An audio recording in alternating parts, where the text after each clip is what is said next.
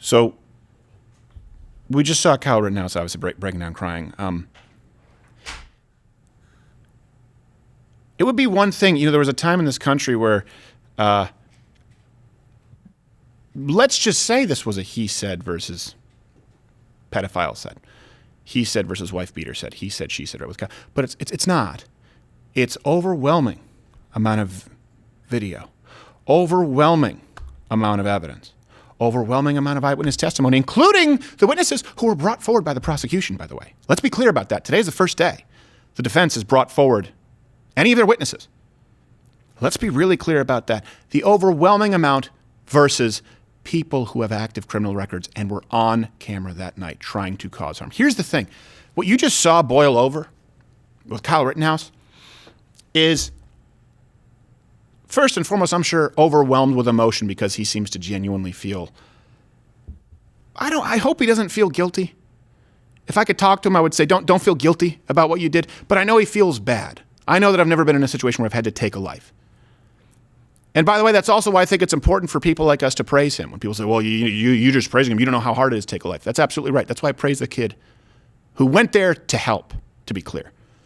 Who went there to serve his community, who went there to provide medical assistance. I think it's important to praise the kid. I think the kid is dealing with being overwhelmed with emotions, obviously, for I really hope not guilt.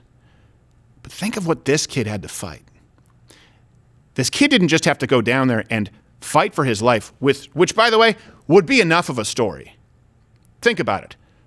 Hit in the head with a skateboard, rocked, someone else running up on him with a gun and managing to clear a malfunction and only shoot him in the bicep. That itself is amazing. So not only did he have to fight people that night, but after that, he had to fight all of the media. Remember the story?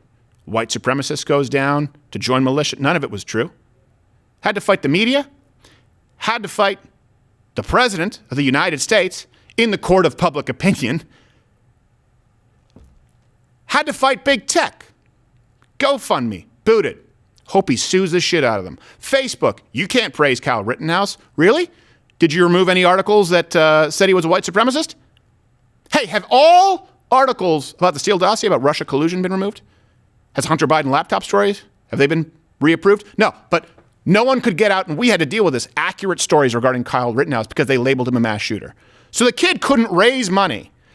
The kid couldn't raise money online in the most effective way possible with a legal defense fund at GoFundMe to fight not only the trial, the media, the president, big tech, and, lest we forget, the FBI. The FBI had footage that they were sitting on this entire time. Lost it. Isn't it, by the way, convenient? They found it, I guess, yesterday. They found some new HD footage. Yeah. Don't know if that was the FBI or not. It's pretty tough to keep track. What do you think you would do at 17?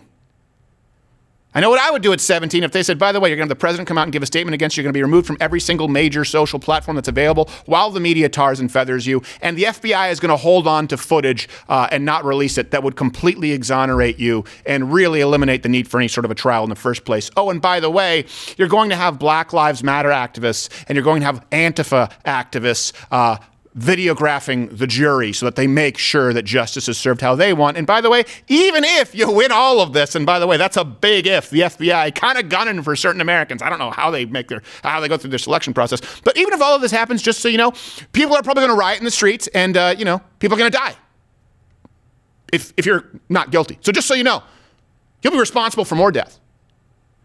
That's where that kid broke down. Watch Louder with Crowder live, Monday through Thursday, 10 a.m. Eastern.